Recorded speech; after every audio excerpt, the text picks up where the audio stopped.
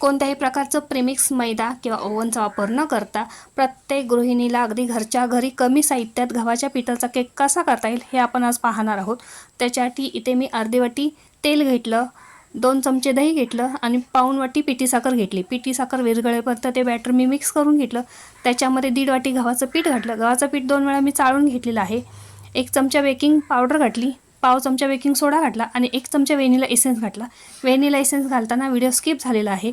ते सगळं मिक्स करून घेतलं। ते जरा घट्ट वाटलं म्हणून त्याच्यामध्ये अर्धी वाटी थोडं थोडं करून दूध घातलं आणि त्याचं बॅटर तयार करून घेतलं। केक टिनला तेल लावलं, खाली बटर पेपर घातला आणि हे बॅटर सगळं त्याच्यात ओतून घेतलं। 3 वेळा केक टिन मी टॅप करून घेतला आणि पुन्हा इकडे मी ऑप्शनल म्हणून वरती सजावटीसाठी ट्रुटी फ्रुटी आणि काजूचे काप घातलेले आहे। पातेलं इकडे 10 मिनिटं प्रीहीट करून घेतलं। त्यात 45 मिनिटं हा केक मी बेक करून घेतला आणि स्पॉन्जी असा गव्हाच्या पिठाचा केक आपला तयार झालेला आहे।